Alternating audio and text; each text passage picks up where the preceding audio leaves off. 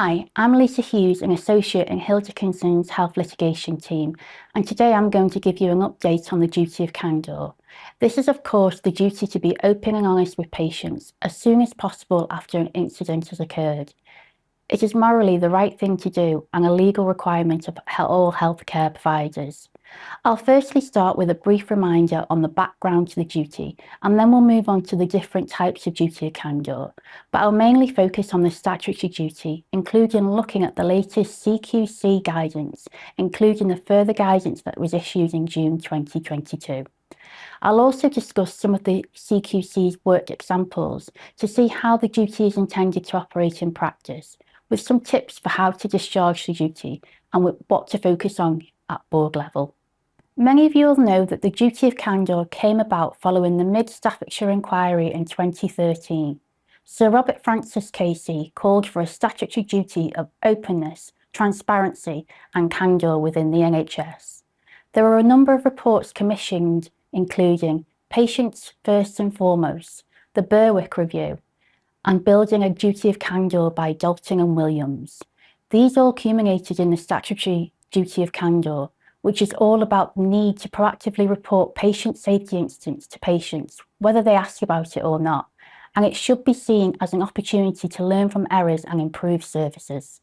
There is a professional duty to be open and honest when things go wrong in health and care, including explaining and apologising to patients. It is a much wider duty than the statutory duty, as it applies irrespective of the level of harm incurred and is overseen by regulators such as GMC and NMC. Joint GMC and NMC guidance was first published in June 2015 and was updated in March 2022. You can access it via the link on the slides when they are circulated for any further reading. And of course, there is the statutory duty, one of the 12 fundamental standards of safety and quality below which care should never fail. Introduced by the Health and Social Care Act 2018, Regulated Activities Regulations 2014. It's applicable for NHS bodies on the 27th of November 2014 and extended to all CQC registered providers from April 2015, so it's been around for quite some time now. So what is the duty?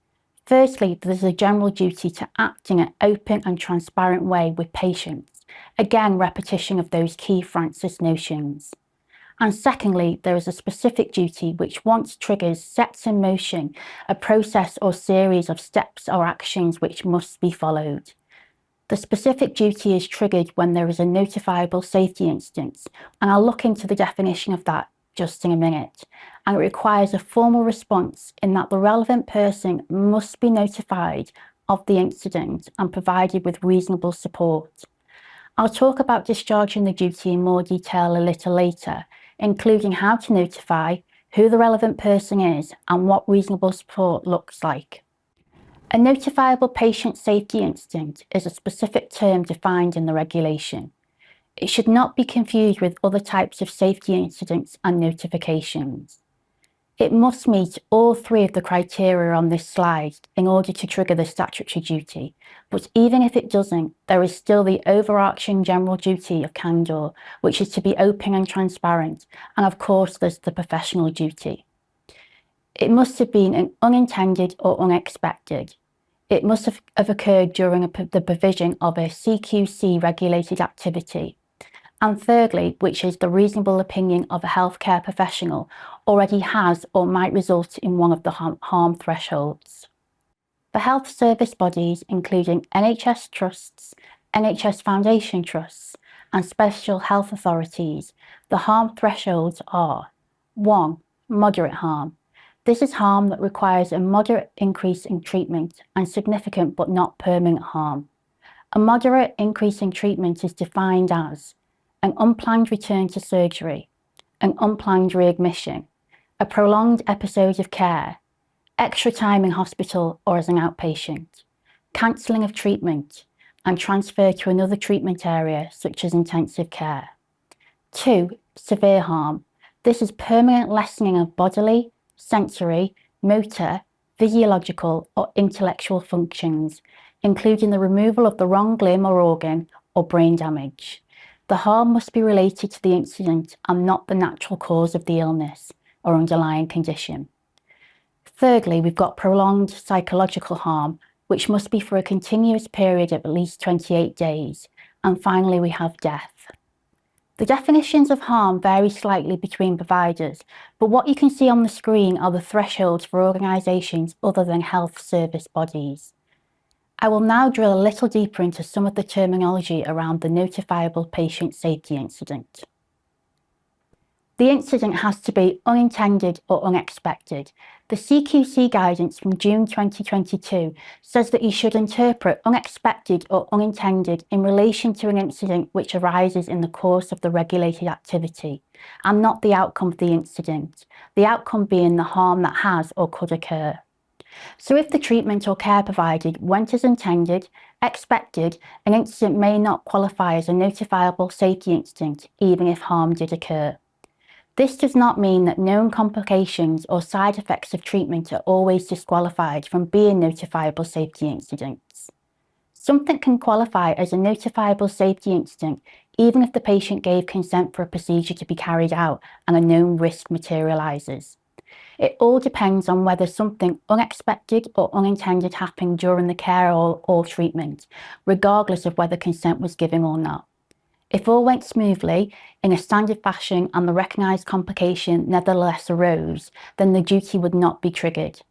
This part has changed recently and can be confusing, so hopefully the case studies will explain this in more detail. The CQC guidance excludes near misses. However, if the expectation is that the patient will suffer harm, even if it yet hasn't materialised, or where the full extent of the harm is not yet clear, but is likely to fall into one of the harm categories, the duty will be triggered. Let's now look at some worked examples. Firstly, let's look at an example within the mental health care sector. Prescribing error on a mental health ward resulted in a detained patient being given double her normal dose of lithium for several days. She developed lithium toxicity, which required inpatient admission, but she made a full recovery. Does this qualify as a notifiable safety incident? So firstly, did something unintended or unexpected happen during the care or treatment? Yes, a patient was given the wrong dose of her medication. Secondly, did it occur during provision of a regulated activity? Yes, it occurred during provision of medical treatment for persons detained under the Mental Health Act 1983. And thirdly, have one of the harm thresholds been reached? Yes, the harm resulted in moderate harm. It was significant but not permanent harm and a moderate increase in treatment. So in conclusion, the answers to all three questions is yes. So this does qualify as a notifiable safety incident, and all steps outlined in the Duty of Candour Regulation 20 should be carried out. An OT completing an assessment with a care home resident whose mobility was deteriorating.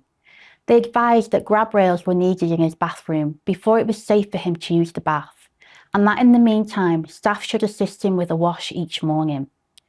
The manager failed to update the man's care plan or inform the care staff of this change, so staff supported him taking a bath the following morning as usual. He slipped when getting out the bath and broke his arm. The arm was put in a plaster cast and the man needed full assistance with all aspects of his care for the next 6 weeks until the cast was removed, but he made a full recovery. The manager failed to update the man's care plan or inform the care staff of his change, so staff supported him to take a bath the following morning as usual. He slipped when getting out the bath and broke his arm. The arm was put in a plaster cast and the man needed full assistance for all aspects of his care for the following 6 weeks until the cast was removed, but he made a full recovery. Does this qualify as a notifiable safety incident? So firstly, did something unintended or unexpected happen during the care or treatment? Yes, the man slipped getting out the bath when the OT advice was not followed. 2. Did it occur during provision of a regulated activity? Again, yes, the incident occurred during the provision of the regulated activity of accommodation for persons who require nursing or personal care. And finally, has it resulted in death or severe or moderate harm?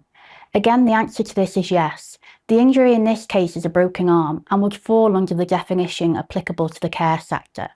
So in conclusion, the answer to all three questions is yes. So again, yes, this example would qualify as a notifiable safety incident. The final example is within a surgical setting. So an elderly woman undergoes a coronary artery bypass operation. The operation is carried out according to plan, with no unexpected or unintended incidences. But the woman suffers a large stroke during the operation and dies soon after. Does this qualify as a notifiable safety incident?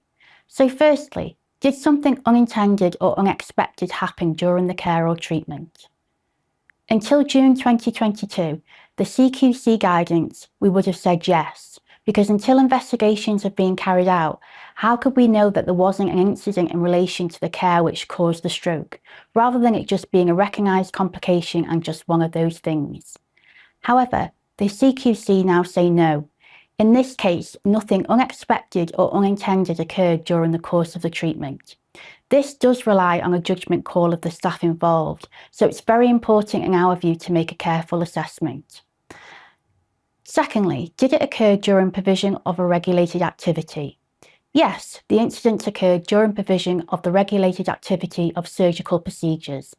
And finally, have one of the harm thresholds been reached? In this example, yes, the incident resulted in the patient's death. So in conclusion, in this case, only one of the answers to those three questions is no. So this does not qualify as a notifiable safety incident. Of course, the overarching aspect of the duty of candour, to be open and transparent about what happened, always applies, whether or not something is a notifiable safety incident or not. And there's also the professional duty, of course. So let's now look at how to discharge the duty. The CQC guidance states that you must start the specific procedure laid out in the Duty of Candour regulation as soon as reasonably practical, within a maximum of 10 days following the incident, but let's try to do it sooner.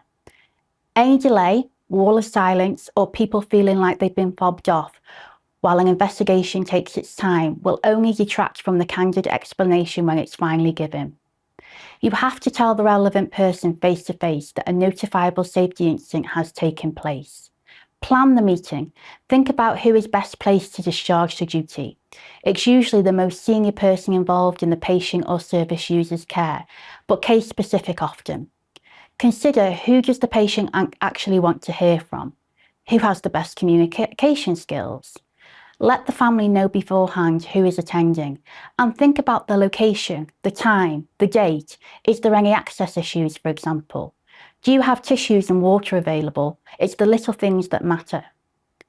These meetings can be very daunting for the patient, so it's good for everyone to introduce themselves again at the beginning and say why they're there. Provide a true account of what happened, explaining what you know at that point. It doesn't matter if you don't know exactly what happened and why straight away. It will make a nonsense of the process if you defer telling the patient until after investigations have concluded. To fulfil the duty of candour, you must apologise for the harm caused, regardless of the fault, and tell them from the start. A simple, straightforward expression of sorrow and regret can and should be made for the harm suffered. Give an effective apology, and apologise effectively, which is all about meaning it. People can tell the difference pretty easy. It's important to be clear and concise. Be clear about what you're apologising for. Language is also very important, so avoid phrases such as "this was negligent" and use phrases such as "I'm very sorry that you have come to harm whilst under our care." It's good to say what happened and why it happened, but an apology followed by an excuse isn't an apology at all. Follow up by explaining what you're going to do about it. And make sure you leave time for patients and families to ask questions and time for you to respond openly and honestly. Make sure the staff attending the meeting are aware of any lesson learning points. The more you can include about the learning which will be implemented, then the better. What has changed following the incident? How do they know it won't happen again to someone else in the future? And explain what you're going to do next to further the investigation. Then follow it up in writing. It's extremely important to document everything so that you have a detailed note of all the questions from the relevant people and the action points are agreed, and ensure that it's all minuted. And crucially, that you follow through with the investigation and report back. There will be occasions when the relevant person cannot be contacted or does not wish to communicate. The CQC guidance makes clear that their wishes must be respected and a record kept of that fact. You must still report the incident through the appropriate notification system and investigate it in order to prevent the harm from occurring again to others in the future. Finally, it may also be that incident also meets other notification thresholds, so think about that too where relevant. Establish who the relevant person is so that you're having conversations with the right people. Usually it's the patient themselves, but where the patient has died, is over 16 and lacks capacity, or is under 16 and is not competent to make treatment decisions, it can be anyone lawfully entitled to act on their behalf. The usual rules about capacity and competency also apply. If the relevant person consents, the CQC would expect to see that you have involved family members and carers in any discussions. It's about taking reasonable steps to make sure you communicate in a way that's accessible and supportive as possible. There is a duty to provide reasonable support to the relevant person. Whilst not prescriptive, the following has been suggested. Reasonable support will vary with every situation, but could include environmental adjustments for someone who has a physical disability, an interpreter for someone who does not speak English well, information in accessible formats, signposting to mental health services, the support of an advocate, drawing attention to other sources such as AVMA or cruise bereavement care. NHS resolution provides indemnity for most NHS organisations and some private organisations now too. Their role, and ours as panel firm, is to investigate and respond to claims and to pay compensation in the right cases. We want to get to the bottom of whether there is any liability, and if so, what is the claim worth as soon as possible in order to minimise costs on both sides in investigating the claim. Claims are an expensive process. NHS resolution pays out billions in damages and legal costs each year. They want their members to acknowledge when things haven't gone to plan and try to identify any learning to improve future outcomes and patient safety generally, moving forwards with the aim of reducing claims. But they also wholeheartedly endorse the need to be open and honest with patients about mistakes. In the past, I think there was a genuine concern that apologising or saying sorry for something would open you up to a claim, but NHS resolution have made their position really clear. Helen Vernon, the Chief Exec of NHS Resolution, has said, "We have never and will never refuse cover on a claim because an apology has been given." Saying sorry is always the right thing to do, not an admission of liability. It acknowledges that something could have gone better. It's the first step to learning from what happened and preventing it from reoccurring, so there's lots of reassurance there. Research suggests that absent, delayed or poor communication with patients and their families makes it more likely that they will seek information by taking legal action. Patients often just generally want to know if something went wrong and what will change to stop it happening again to someone in the future. So being open and honest at the time that the care is provided in accordance with the duty of candour can prevent claims. But don't go further than what you can or should without the right evidence. You might need to investigate before you can really know what has happened and why. The CQC will assess compliance when they carry out their inspections to ensure that providers are creating an environment that encourages candour, openness and transparency at all levels, so they can learn from the incidents and improve care. The key is having training, policies and systems in place to empower all staff to do the right thing. They want to see commitment from board down, so it's important to ensure that the board has a handle on how the duty is working in practice. Who is monitoring and supporting compliance? And does the organisation address non-compliance, for example? They will investigate specific notifiable safety incidents where there have been concerns and where there have been convictions. The fines are not significant. They're up to around about £2,500 per case, but the real risk is reputational damage, as this is exactly the type of thing that the media will want to report on. There is a narrow defence, but this is only where the providers have tried to notify the relevant person without success and can evidence their efforts in this regard. If in doubt on whether the statutory duty is triggered, err on the side of caution, trigger the process and seek advice. Don't get hung up on which level of harm applies, or focus too much on whether something is an unexpected or unintended incident, as you might get caught out. Nothing stops you following the formal process if you choose to anyway. And don't forget the professional duty or the general duty of openness and transparency, even if the statutory duty does not apply. Engage with patients and have open and timely discussions. And finally, give as much information as is known at the time of the event, using layman's terms. I hope you found this session useful. If there's anything you're unsure of, please feel free to get in touch or visit hilldickinson.com.